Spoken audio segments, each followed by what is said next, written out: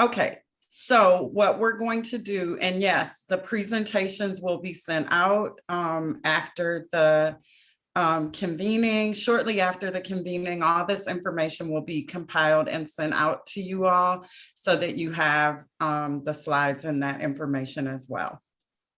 So we were going to do a quick Q&A after this panel. To make up some time, what we're going to do is jump right into the WE ACT Thriving Communities Technical Assistance presentation with Sarah Salem, the TCTAC Director of Community Engagement with WE ACT, and Sherine Cox, the TCTAC Grant Specialist with WE ACT. And then after their presentation, there was going to be a break and a little bit more Q&A. So we're going to combine that together with Candace also sharing some polls, I think. And so we'll be able to kind of roll the break and the Q&A and those pieces together.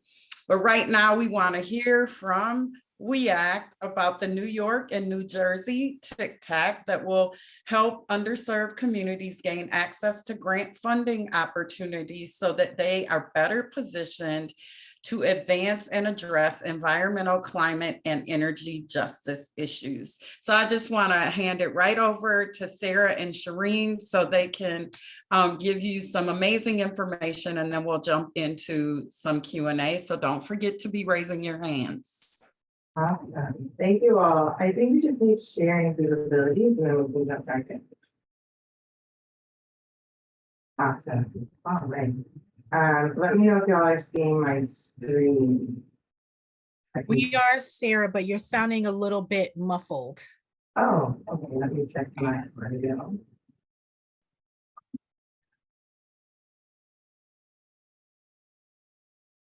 Is this better? Yes, thank you. Good morning, everyone. I know some of you are experiencing some connectivity issues, so bear with us. We are as well. And I do want to thank NJEJA and NJDEP for just being really thoughtful about the safety of all of us. We would have loved to be there in person, and definitely the next time there is an in-person opportunity, we will be there. So before we jump in, I'd like to just explain who WE ACT is.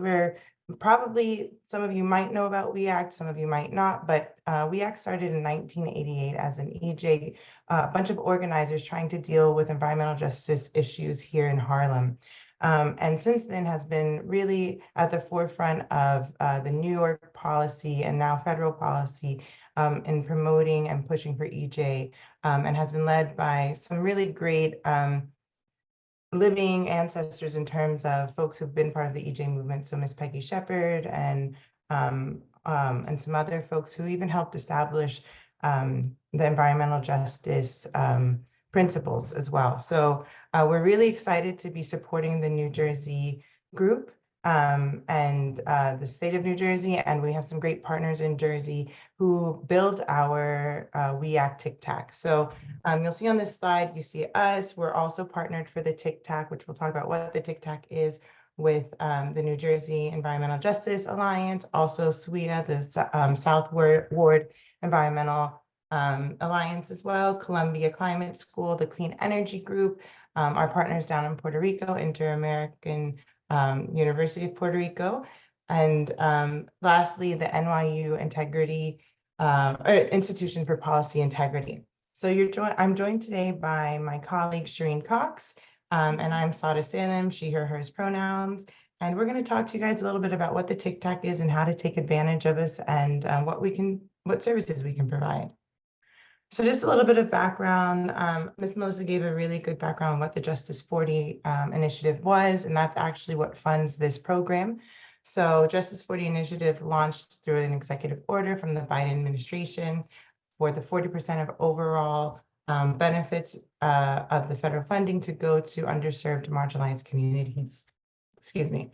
And the TCTAC program was really built out of a call from community that even if this funding came down, community might not be ready for it. And that's because, as Melissa kind of gave to a little bit in her opening, these federal grants are pretty complicated and they can be an administrative burden. If you're not ready for it, it could be something new that is not great for your organization.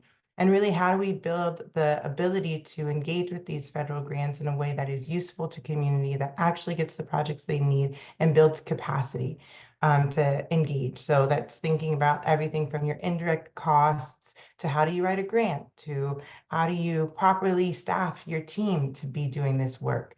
And so that's what the TICTACs are meant to do. The United States is broken up into 10 regions, and we in New York and New Jersey sit in Region 2. That also includes our friends down in Puerto Rico and USVI. And for the purposes of the TICTAC, there are 2 awarded TICTAC leads. So us at WE ACT with our partners are overseeing the New York, New Jersey region. And then the Inter-American University of Puerto Rico is overseeing Puerto Rico and USVI. And that makes sense. You got to live, work, and play in the communities you want to serve. And so we're really excited to be partnering with folks in New Jersey and in New York to ensure that we are listening to community and building what community wants. So the period, it's really important to know that TICTAC does not give out money. We don't have money. What we give out is free services. It's a 5-year grant, so we'll be around hopefully longer than 5 years. But what it means is that for 5 years, we're going to be building training services for the New York, New Jersey region to help them with not just federal grants, but state grants, local grants, philanthropic grants, helping folks connect with partners to get the projects that they want in their community. Our team currently is developed of our partners and staffed fully by 3 staff members, myself, the Director of Community Engagement. We have a Director of Operations, Jordana Vandersel, who's not with us, and then our Federal Grant Specialist, Ms. Sherine Cox, who you'll be hearing from later. We also are serving 8 tribal nations in the New York region that are federally recognized, but I do want to want you all to know that we do serve any tribal communities, but it is important to know that the federal ones are the ones that can use their tribal status to get these grants, but we will serve any tribal communities, both state recognized as well. So we're not limiting ourselves. And our main focuses are curriculum with monthly trainings, on-demand technical assistance, a resource library, and a cohort and in-person annual convening. This all has kind of changed a little bit over the last couple of months as we're really in the process of having the rubber meet the road, and we're trying to be more intentional. So we are going to be rolling out our cohort design, which is probably going to be more of an outreach function and identifying community-based organizations, both in the New York and New Jersey region, to really serve as furthering our hub and spoke model to make sure that we're really able to provide more in-person opportunities versus virtual. We're aware that there's a large diversity in both states, both in the rural and the more dense regions, but also in language and community types. And we really want to make sure we're responsive to that, also responding to language needs, ability needs, all of that. So look out for more information around that.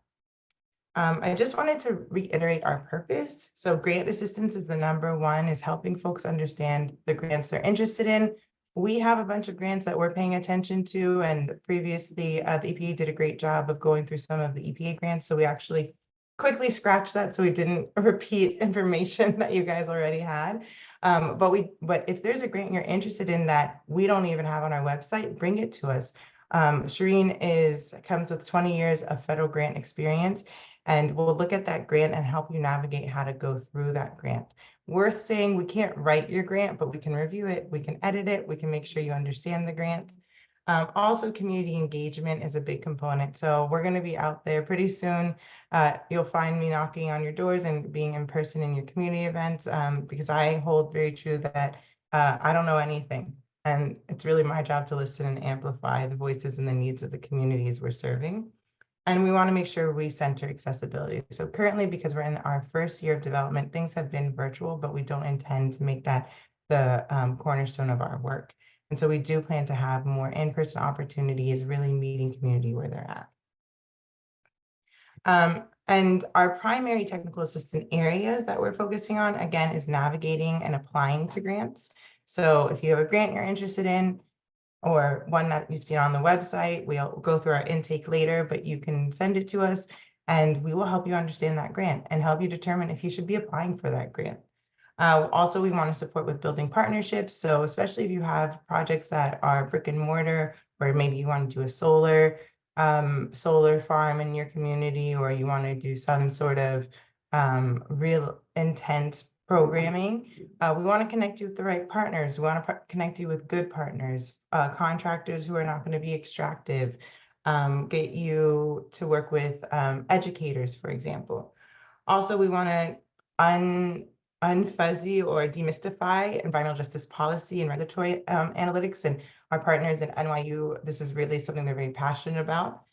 Connecting EJ groups to academic partners, working on energy justice and energy projects, understanding what is EJ. Environmental justice is, sometimes jargon, and many communities are enduring inequities and might not recognize or know that they're actually dealing with injustice in their community. And so really giving language to give power, to give the ability to change programming or issues in your community.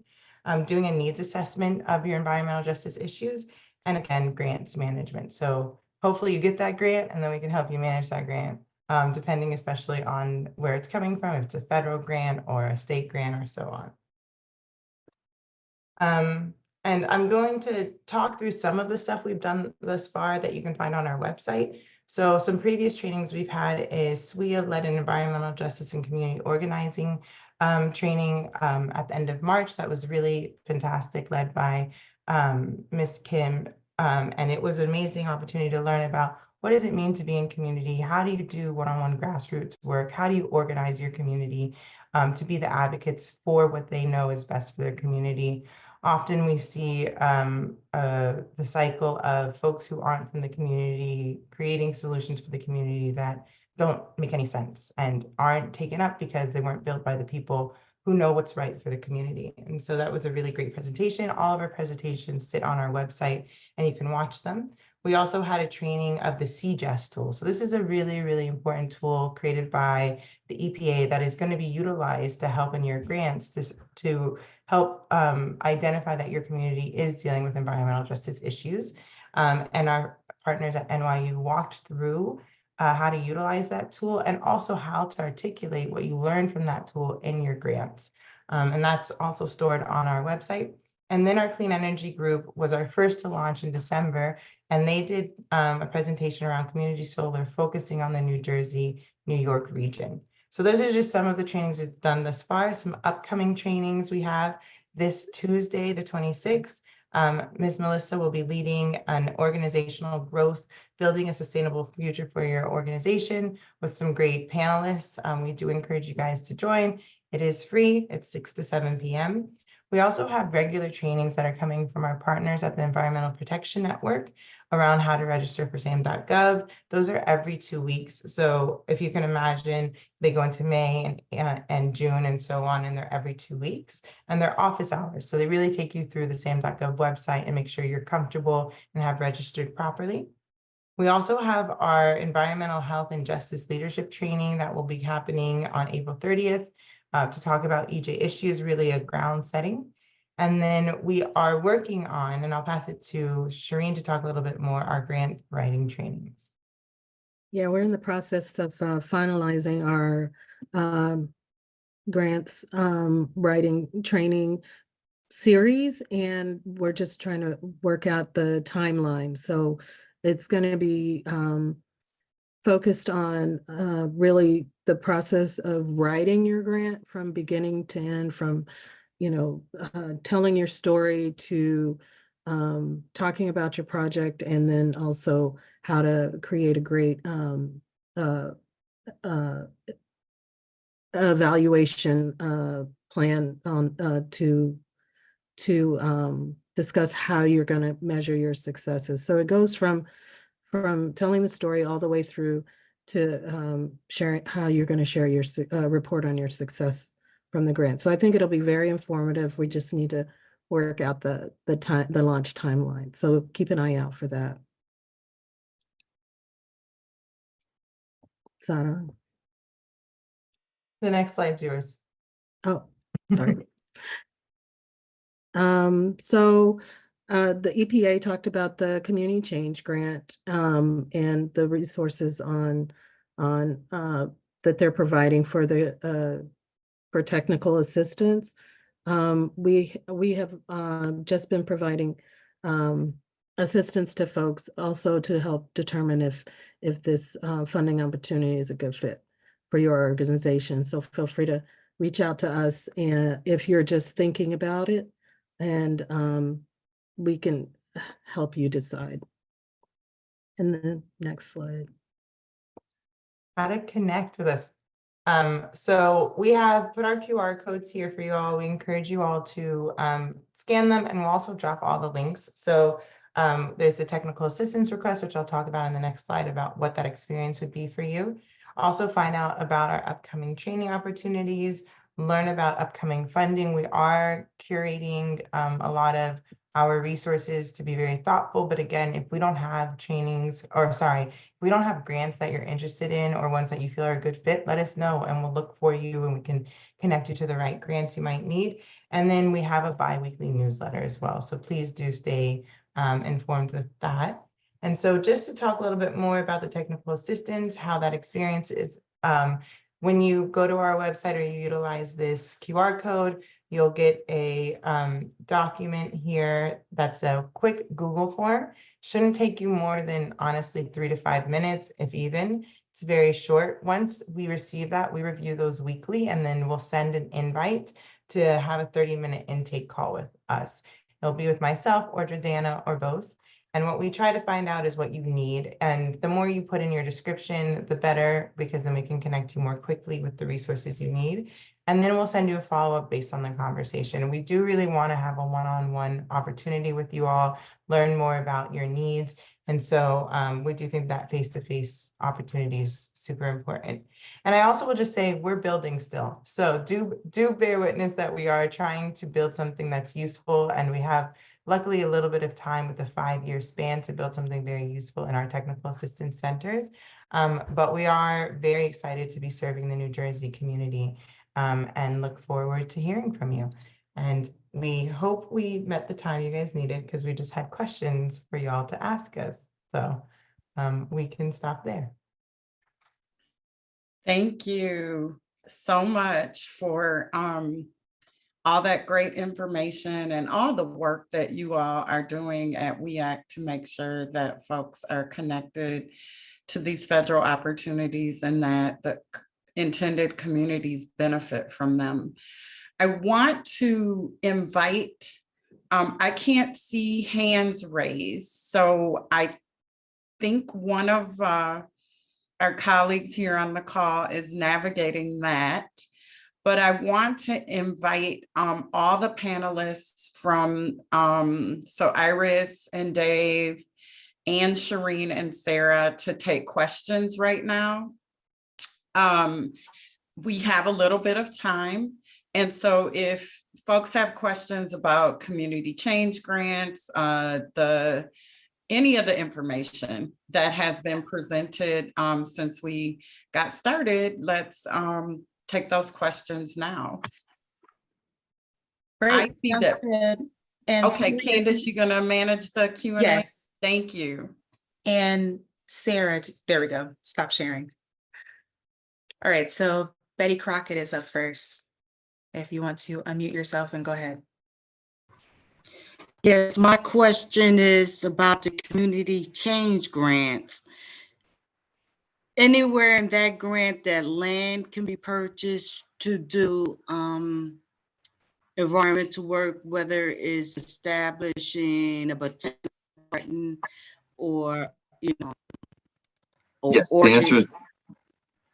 the answer is yes. Land purchase is allowed. Okay. And it should be described in the notice of funding opportunity. That is the go-to place in terms of what could be allowed. And then those frequently asked questions that I mentioned, that link is on the link that was posted previously on the general EPA IRA Community Change Grant webpage. So yeah, land purchase is acceptable. Okay. Thanks, Betty. We'll go over to Jacqueline Bido next. Greetings, I'm Jacqueline Bido. I wanted to know, based on my experience working with a lot of nonprofit organizations, I found that when it came to municipality or institutional collaboration for RFPs that are put out, there have been sometimes obstacles or many closed doors in even getting a meeting with stakeholders. How do these entities support initiating a conversation with municipalities or institutions of learning? Because I found that that is a large impasse for many nonprofit organizations that are doing the work on the ground. Absolutely. Thank you for that question. So under the Track 2 Community Change Grant, that is directed, focused on basically, engagement with others. It's let me just look at my notes here real quick. Yeah. So that is really the Track 2 applicants, and really it's for engaging the community, engaging local governments, engaging state legislative bodies, municipalities, the wide gamut of that. So I think that, I hope that answered your question. And I'll contribute to that question, at least for the TikTok. What we're trying to do is really connect with those. So I also got a question around how you can be a partner. So reach out to us. We're doing the due diligence on our back end of working with institutions and working with municipalities. So we have kind of, you can think about it as two components to the work, where we're trying to find good partners for the projects we're learning about and play that in between and connect folks. So obviously that's a big burden sometimes for community-based organizations, and also community-based organizations can sometimes be at the receiving end of a very predatory collaboration, and we want to prevent that. So part of our intent, and it's something we're building, so I won't say like we have it all built out right now, is one, meeting with potential partners, learning about their abilities, whether that's municipalities, contractors, academic institutions, and playing that in between to ensure that they're properly ready to partner with CBOs, but also ensuring that CBOs feel ready and equipped to have those partnerships, that they don't feel that they're going to be taken advantage of. And so for us at the TCTAC, that is a cornerstone of our work, is to kind of help build that gap. I'll continue to say we're still building it out, but we have already started that process where we're meeting with different legislators, we're meeting with municipalities, we're meeting with mayor's offices, we're meeting with contractors who are interested. We're meeting with different academic leaders as well. And we're trying to do our best to be that buffer to help with that connection and ensure that connection is a thoughtful and thorough one, and that is not extractive and predatory to community-based organizations. Thank you so much, Sarah. I also wanted to say, Jacqueline, I'm about to put the actual NOFO link. And if you go to page 19, as Dave said, Track 2, it gives you a little bit more info on the Track 2 in terms of engaging with government entities. So I hope that's helpful. Here's the NOFO page 19, so you can read it more closely. So I hope that's helpful. Yeah, and one sort of follow up, there was a question in the chat about under Track 2, is media allowed? I wasn't quite sure what media meant. I presume it might be, doing, outreach engagement through use of various forms of media. I would have to check back on that, but I think that could be under the umbrella of overall engagement and outreach to ensure that future webinars or information is disseminated broadly. The one restriction under Track 2, participating in state legislative campaigns is not allowed. That is considered a lobbying activity, but all the rest of facilitating engagement, building capacity, and advocacy, that is allowed. Okay, Anna Barcy is next. Hi, thanks for having me. I represent the org New Labor, so we do a lot of organizing of migrant workers, mostly from across the Latin American diaspora. And I noticed that you mentioned consideration for particular, I imagine, geographic areas that are plagued by climate change. However, a lot of what we're writing to and trying to highlight is the fact that our members, though they are plagued by climate change in their neighborhoods, right? They are living in highly populous places where they're experiencing environmental racism. They're also being trucked out all over the state, right? For disaster cleanup, and they're doing work as day laborers, temp agency workers. They're very invisibilized workforce that actually bears the brunt of a lot of the climate disaster, right? Dislodged asbestos, everything. They're the people who are cleaning that up and never being asked questions. And so I guess I'm wondering, could there be consideration? This is where I get a little abstract, I'm sorry, but spatially, for this idea of it not just being about a geographic location, one that's like at risk for flooding or at risk for, the erosion of the beaches, but a community that, because it moves, is always on the front lines of climate disaster because of the Exactly. way they are placed. Yeah. And Yeah, before, I just go want to ahead. jump in really quickly before you answer that question. That will need to be our last question for the time being. We're going to have more time later, but we're going to get the answer to that question. Then Candace is going to put a poll up, and we want to give everybody a quick break, and we'll come back and have our next panel, our next segment at 11:35. Thank you. Just real quick on that answer on farm workers, farmers, migrant farm workers, that is specifically mentioned in the notice of funding opportunity.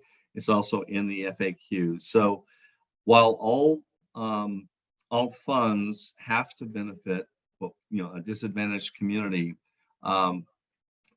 the organization does not have to actually be in a disadvantaged community, but it has to benefit a disadvantaged community. And so farm workers, farm associations is included under this NOFO.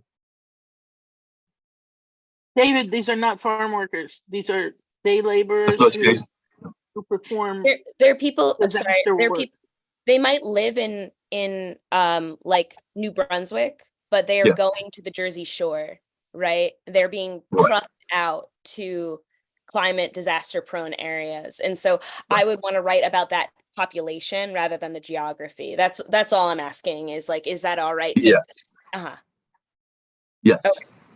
That should be fine, yeah. Great, thank you.